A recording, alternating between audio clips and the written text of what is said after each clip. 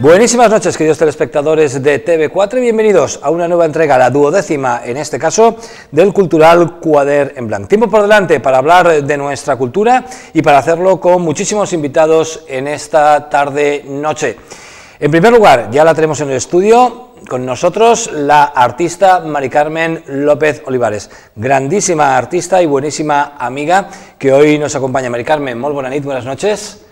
Buenas noches. Bienvenida a Cuaderno en Blanco, bienvenida a TV4 y gracias por estar con nosotros. Bueno, yo encantada, encantadísima de que tú me invites aquí, sí. Pues aquí está como todos los amigos de la cultura. Tendremos también a otra gran artista, Agustina Ortega, y a dos profesores de canto y cantante en este caso. Tendremos al profesor de canto y cantante lírico Javier Bovea y a la profesora de canto Isabel Villagar, que acaba de sacar una nueva publicación. También entrevistaremos al escritor Luis Rodríguez, que hace pocos días estrenaba novela. Todo esto aderezado de música, la de Saxideria y Funambulista. Y de arte nos asomaremos al IBAM en Valencia y al Museo de Bellas Artes en Castellón. Cerraremos con libros, como siempre, de la mano de la librería Argot y muchísimas cosas más. Estamos en tiempo de Tenorio, es noviembre, hablaremos del mismo con Blanca Portillo. Por lo tanto, ráfaga de artista para nuestra primera invitada y comenzamos a charlar con ella.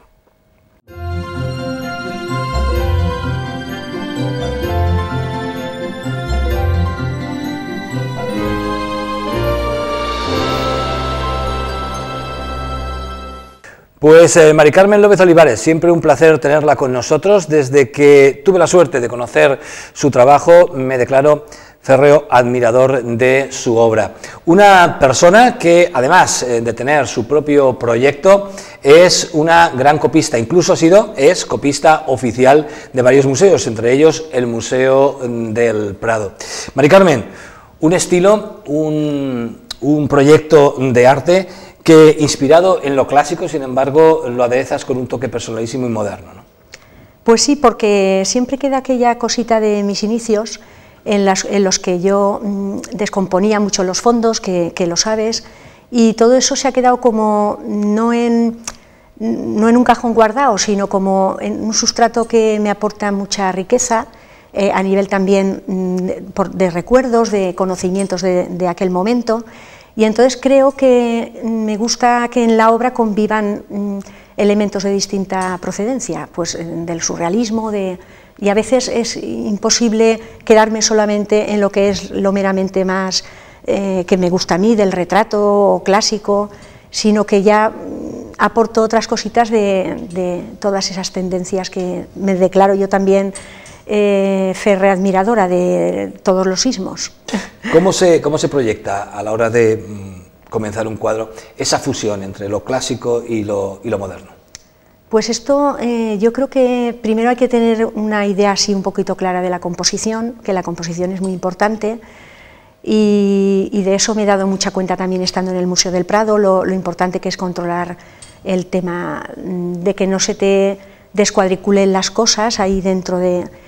Y yo creo que relego más el aspecto más vanguardista a los fondos, como te he dicho que siempre descomponía, decían que si era constructivista en unos tiempos o que si cubismo, y luego ya la figura que forma parte de, digamos, de un quehacer mío así más constante, siempre voy a hacer retrato porque es casi imposible que no lo haga, pues también dentro de esa composición estudio dónde va a ir, pero soy un poquito caótica, ¿sabes? Estoy como siempre dejándome sorprender por sensaciones nuevas, por nuevas interferencias, siempre me gusta ir un poco como investigando, experimentando sobre la marcha. Sí. Los clásicos, Mari Carmen, lo son por algo. ¿Qué se aprende de ellos? Se aprende de todo, o sea, se aprende una barbaridad.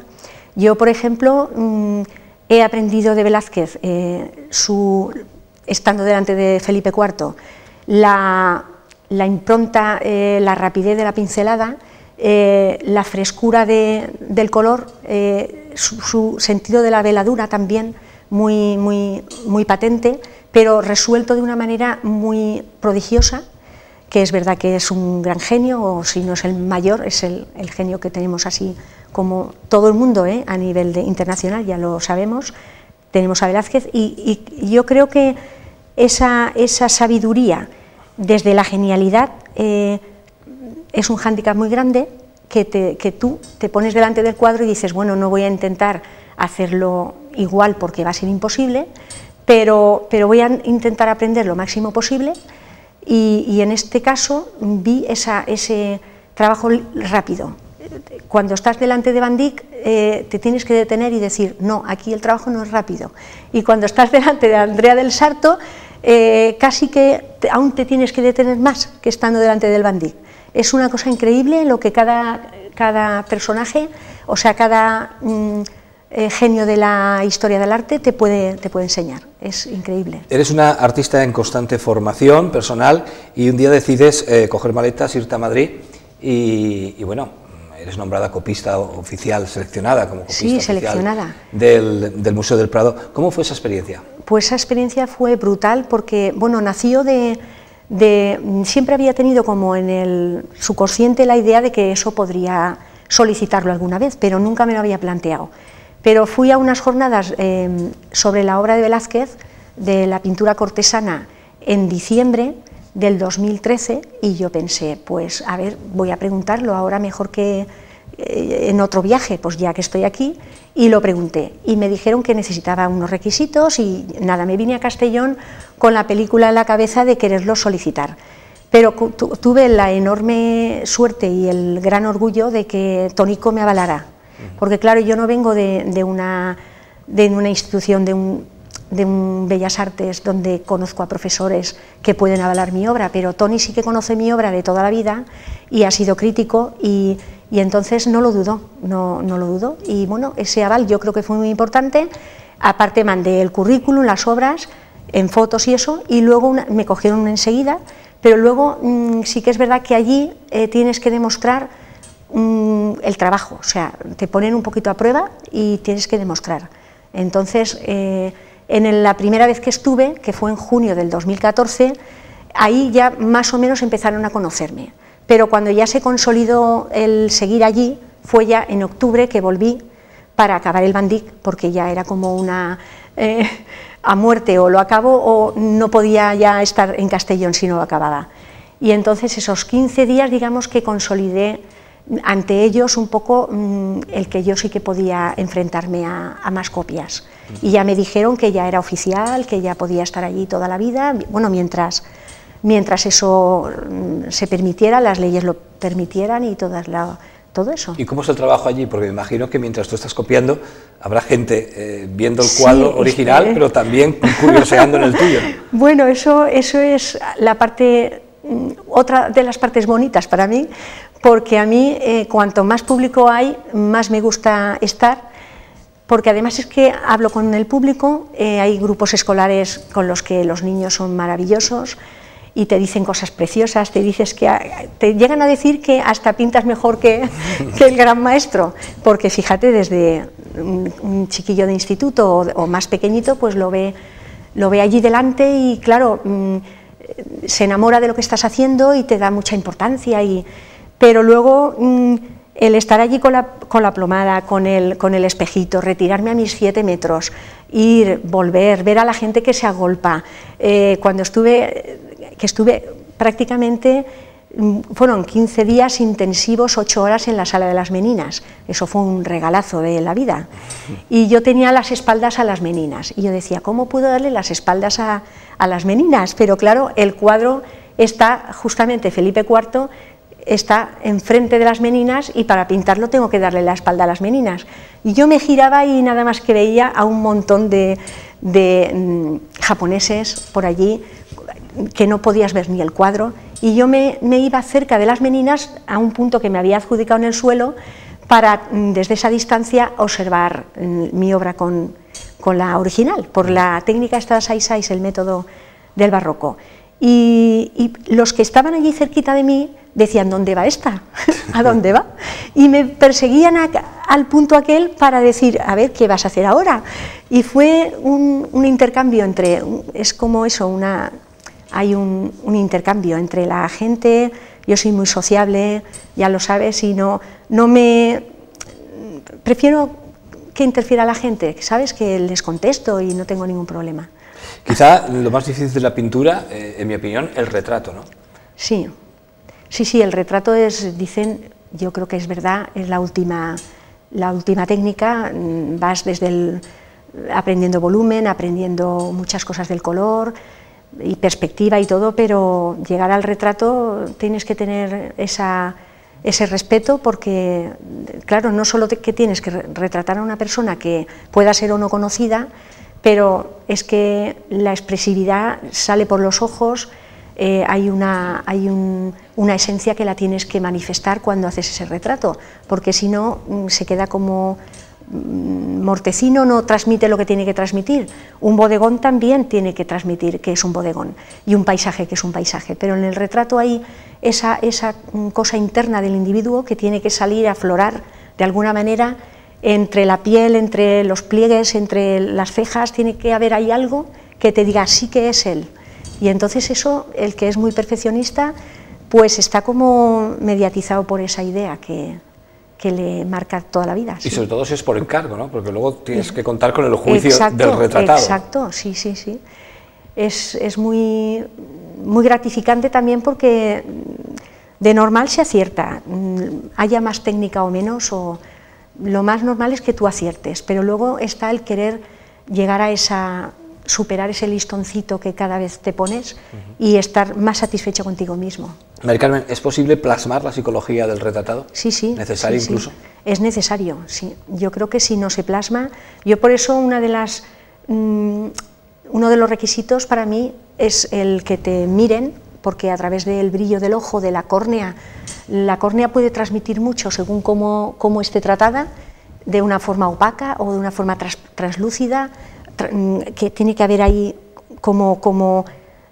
esa humedad del ojo tiene que verse para que transmita. Eso para mí es muy importante, y luego es que creo que si no te dice lo que es la persona, yo creo que no tendría esa constante de seguir haciéndolo. Ya me tiraría al monte a pintar cabras, o ¿sabes? ¿Cuánto tiempo puede llevarte un retrato?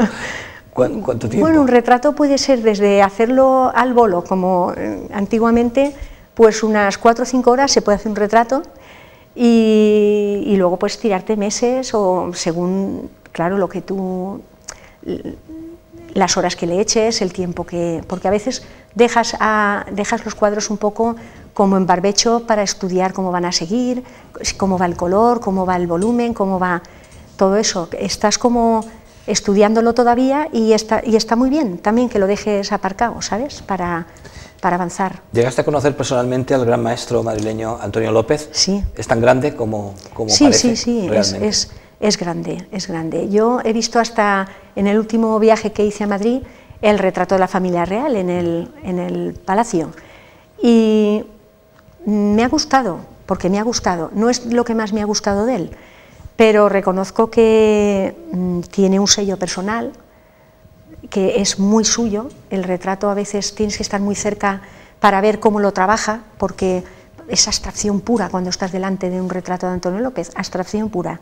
Dices, bueno, desde una figuración que se vea una abstracción, yo es que creo que es la moneda, el reverso y el anverso, ¿no? Es que una cosa sin la otra no funcionan, es como los colores contrarios que se necesitan para complementarse. Pues la abstracción sin la figuración y la figuración sin la abstracción yo creo que no pueden darse. Hay como una obligación, uno es obligatorio al otro y viceversa.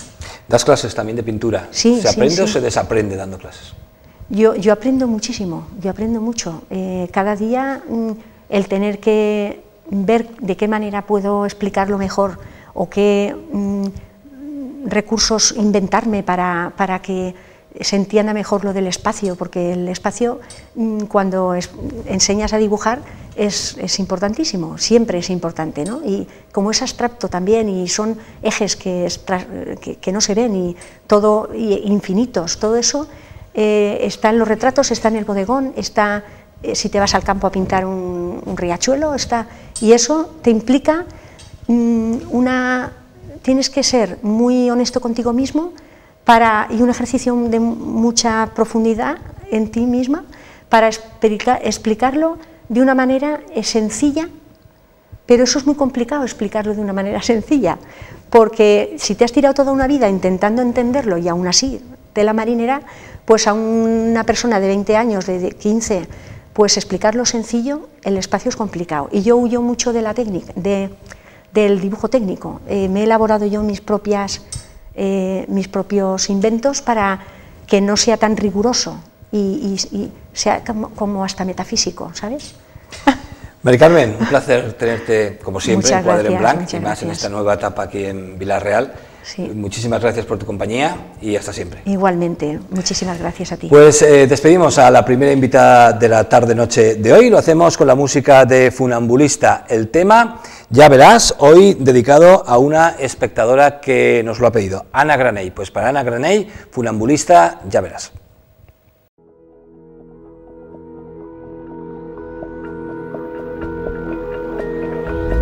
No debí saber quién eras, no debí contar mis penas. Noviembre siempre triste y tú viniste proponiendo guerras. ¿Qué cosas se te ocurren? Tú siempre tan concreta. Y si volvemos a empezar, ¿qué tal? Yo sin saber dónde mirar y tú tan guapa.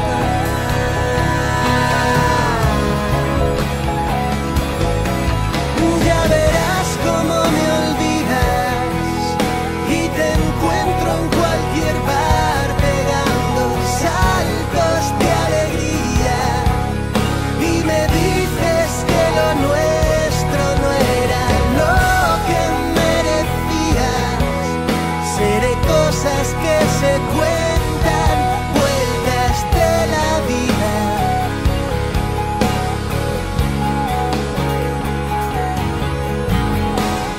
Yo te vi primero, sobraba lo demás y cuando menos debo, te vuelves a cruzar, se cae el mundo al suelo. Que tengo lo que tengo, debo lo que debo y quiero lo que quiero. Como si no hubiera pasado el tiempo y fuera ayer. Voy a acercarme lento esta vez, yo ya sabiendo que te irás y tú tan guapa.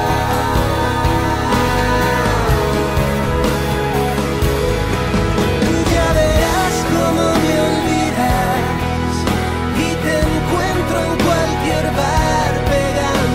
Saltos de alegría y me dices que lo nuestro no era lo que merecías.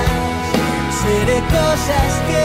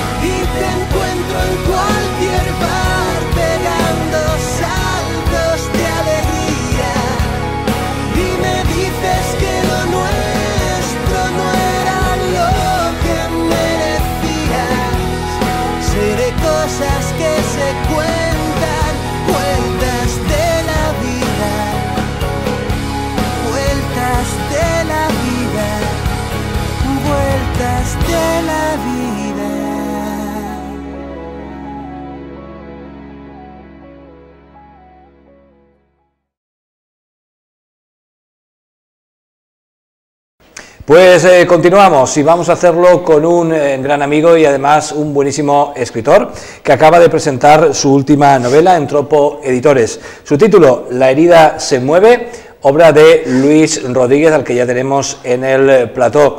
Don Luis Rodríguez, muy buenas noches, bienvenido a Quadern Blanc, gracias por acompañarnos. Bien, ya doy muy agradecido por invitarme, muy agradecido. Pues vamos a hablar en los próximos minutos de la última novela de Luis Rodríguez, La herida se mueve, ráfaga de escritor para nuestro invitado, y empezamos a charlar con él.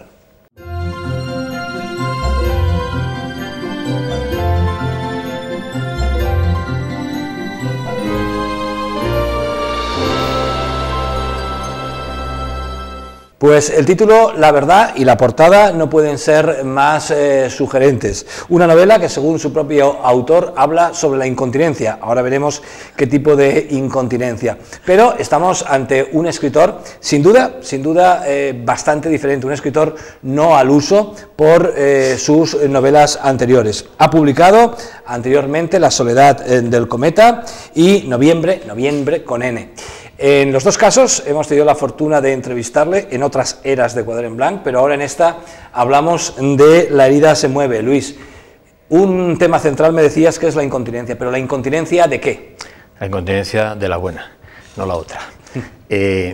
Básicamente el libro, aunque pueda tener muchas lecturas y muchos sustratos, como por lo menos esa es la intención, es un libro que trata efectivamente de incontinencia, la incontinencia de un protagonista que se llama Genaro, que no cabe dentro de su piel, o sea, necesita vivir otras vidas, necesita jugar otras cosas, necesita experimentar, es alguien que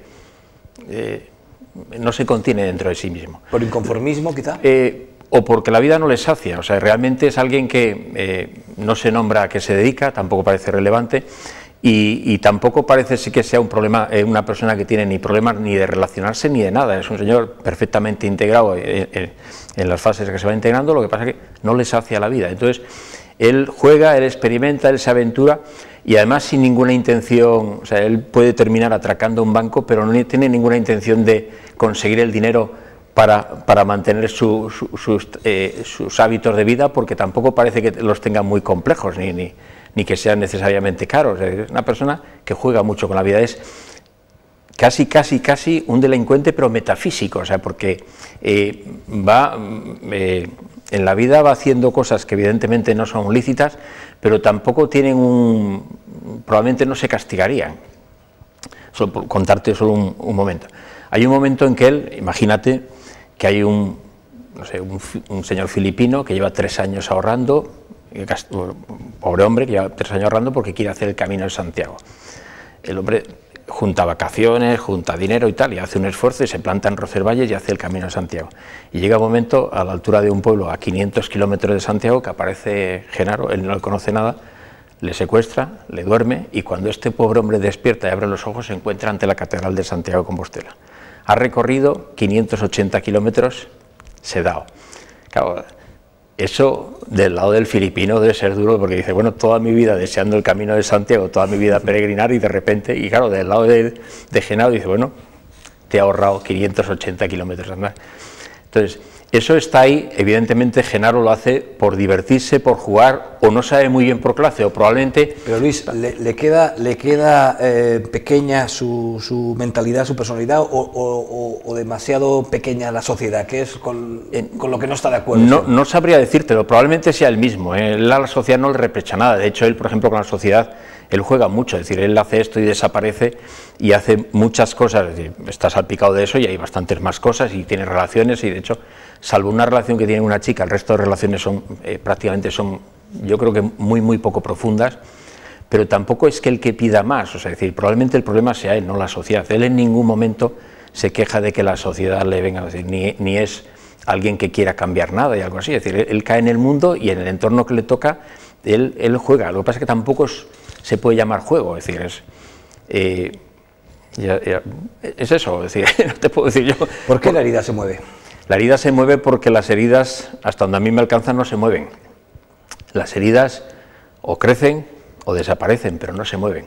Y claro, tiene que ver a lo mejor con la propia vida de Genaro, o sea, donde Genaro esté hay una herida. A mí, y luego tiene mucho que ver con que yo, y desde luego es un libro como muy personal, o sea, es decir, yo pienso que a mí el arte que me interesa es el arte que supone una herida, o sea, donde no hay una herida y hay arte, a mí ese arte no me interesa.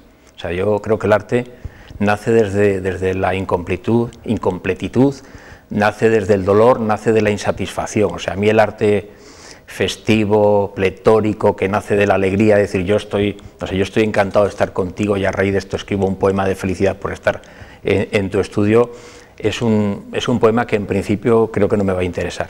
O sea, no es que busque el dolor en el arte, pero el arte que me interesa es el arte que viene a cubrir, o sea, el arte que es tirita, o sea, que viene a cubrir ciertas cosas. El arte pomada es el arte. Se dice de ti que no eres un escritor al uso. ¿Hay usos para ser escritor? Eso, no sé, yo creo que yo me he ganado la vida con otra profesión y tengo claro que la literatura es un reducto absolutamente negociable. O sea, es decir, yo creo que ese otro tipo de literatura que tú mencionas es artesanía. Yo no, o sea, vamos a ver,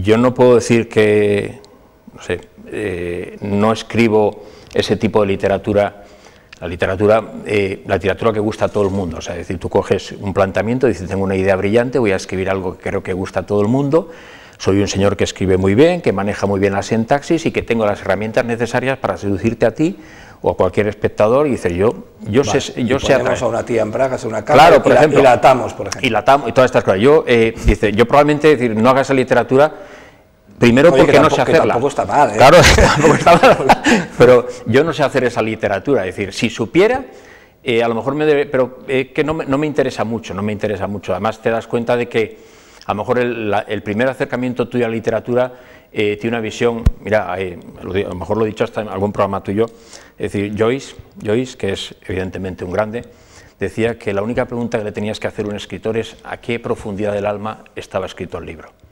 Y yo eso lo comparto. Es decir, claro, cuando tú vas buscando en la profundidad de ti mismo, cuando tú prácticamente las novelas, el otro día estuvimos presentándolo en Benicassim y comentaba, porque me hicieron una pregunta, es muy curioso cómo esta novela, que no tiene ni una sola anécdota que tenga que ver conmigo, así como Noviembre, bueno, si te acuerdas, prácticamente era mi vida exagerada, distorsionada o incluso con anécdotas de mi entorno, pero era algo que yo había vivido cerca y de luego se veía el rastro de Luis Rodríguez en toda la novela. Aquí no hay ni una sola anécdota que tenga que ver conmigo, es absolutamente todo inventado. Pues seguramente hay más Luis Rodríguez en esta novela que en cualquiera de las otras. ¿Cómo acabará Antonio Arbeloa cuando se la lea? ¿Polilla, mariposa? Antonio... No sé, me han dicho que o acaba siendo polilla o acaba siendo mariposa. Acabará siendo polilla. Polilla, ¿no? Sí, mejor, ¿no? Es que que pone un armario. La segunda opción la puso un amigo benévolo, o sea, es decir, que además es amigo tuyo. Mientras no acabemos de capullos. Sí, es terminar. Así que luego el riesgo que uno corre cuando escribe este tipo de literatura es no gustar a todo el mundo, y eso lo asumo. Bueno, Luis, la conclusión que saco es que no se puede ser feliz y ser escritor, ¿o sí? Sí, claro que se puede. Lo que ocurre es que, bueno, vamos a ver, feliz, de los 14 años para adelante, el que sea feliz es estúpido. O sea, es decir, no, yo creo que feliz, la oportunidad de ser feliz se nos da en la infancia. Separada la infancia, el que sea feliz es alguien que en la vida tiene unas miras muy cortitas. O sea, es decir, lo que hay es momentos de felicidad intensa, y tal, pero feliz, o sea, tú no tienes nada más que mirar a tu alrededor para no ser feliz. Ahora, yo soy la persona más optimista del mundo, o sea, yo estoy encantado de vivir, me lo paso muy bien y disfruto un montón. Lo que pasa es que hay que ser muy necio para decir que somos felices a partir de los 14 años. Luis, el cometa, Noviembre, la herida, ¿qué se aprende en ese tránsito? ¿Qué aprende quién? ¿Qué se aprende como escritor? ¿Se aprende? ¿Yo? No se aprende nada. Nada. ¿Se desaprende? Tampoco. Es que no... O sea, yo ante cada frase tienes tanta inseguridad que yo no sé, por ejemplo, había personas que decían que la segunda novela era mejor que la primera. Y dices, bueno, te gusta más que la primera, pero quiere decir que yo no, bueno, tú también escribes, yo creo que no se aprende nada. O sea, yo, por ejemplo, si he aprendido algo, que creo que no, desde luego no lo he visto convocado cuando escribo. O sea, yo me veo igual de pipio, igual de inocente, que lo que pasa es que, te digo la verdad, y también es a lo mejor para autojustificarme, tampoco me importa. O sea, es decir, yo creo y esto también es un lugar común y lo comparto completamente, que en el arte, y no digo que esto sea arte, es decir, con todos los respetos, el arte es una aspiración, o sea, en el arte cualquier facilidad es sospechosa, o sea, es decir, los chavales, por ejemplo, un pintor que va a una escuela de bellas artes y domina el tema, probablemente ese dominio puede ser su enemigo a la hora de pintar. Y está claro que es necesario la destreza, la pericia, está claro que tener vocabulario y dominar la sintaxis es fundamental. Eso está claro, es decir, negar eso es absurdo. Y haber leído es fundamental.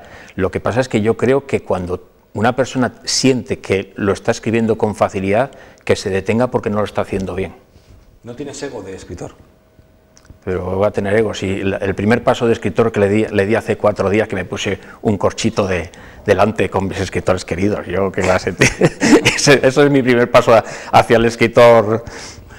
No tengo ego. ¿Y cómo llevas lo de las presentaciones de la novela y todo? Muy bien, muy bien. Sí. Bueno, hasta ahora, que por cierto voy a abusar de ti, en el buen sentido, abusa. Como lo de incontinencia, lo presentamos el otro día en Benicàssim, la librería de Benicàssim, yo estaba en casa. Y el día 12, o sea, el jueves que viene a las 7, lo presentamos en Argot, y sigo estando en casa. Y lo llevo muy bien porque además a mí el libro me apasiona, o sea, es decir, es un mundo que respiro muy a gusto, que no quiere decir que sea apasionante lo que digo, quiere decir, me apasiona el libro, punto. Don Luis, pues mucha suerte con La herida se mueve, que se mueva mucho, y aquí estamos para lo que usted... Bueno, y repito, muy agradecido por acogerme. La herida se mueve, de Luis Rodríguez, publicada en Tropo Editores. Háganse con ella porque es un escritor a cuchilladas que merece la pena, y cada uno que acabe como pueda, o polilla o mariposa. Nos vamos a publicidad, pero les dejamos con Blanca Portillo. Estamos en el mes del Tenorio, en el mes de noviembre, el mes de las ánimas, y la grandísima artista y directora Blanca Portillo nos comenta la versión que ha dirigido para la Compañía Dramática Nacional de la obra de José Zorrilla. Con ello llegamos a publicidad. A la vuelta, más invitados aquí en TV4 para toda la Comunidad Valenciana desde Vila-real, Quader en Blanca. Don Juan Tenorio, el Don Juan Tenorio de Zorrilla, es sin duda alguna uno de los grandes personajes de la literatura española. Hay algo que siempre me ha preocupado de este personaje desde que tengo, digamos, uso de razón teatral. Nunca he entendido cómo un personaje que dice las cosas que dice sobre sí mismo, que mata, que viola, que se salta la ley, que no tiene respeto por nada, nunca he entendido por qué se le consideraba un héroe e incluso un modelo. Creo que Tenorio responde mucho a esta España nuestra, a este país que tenemos, donde probablemente el machismo y un montón de defectos más se han considerado casi virtudes en determinados hombres. Ese ha sido el impulso que nos llevó a hacer esta lectura sobre Don Juan Tenorio. Hemos respetado al máximo el texto de Zorrilla, porque es un valor en sí mismo, el texto es excelente, realmente es hermoso. Hemos intentado despojarle de toda ese aura de héroe y descubrir detrás de las palabras del autor qué tipo de hombre se esconde detrás del galán romántico al que todos estamos habituados. Creo que cuando uno escarba en las palabras de Zorrilla se da cuenta de que probablemente Tenorio encarna todos esos defectos que, si somos honestos, desearíamos como personas sociales y como individuos, como seres humanos, desearíamos que desaparecieran del planeta. Así que de alguna manera con este Tenorio lo que intentamos es que la gente vea en él sus propios defectos y definitivamente le quitemos el cartel de héroe, porque no se lo merece. Por donde quiera que fui, la razón atropellé, la virtud escarnecí, a la justicia burlé y a las mujeres vendí. Yo a las cabañas bajé, yo a los palacios subí, yo a los claustros escalé y en todas partes dejé memoria amarga de mí.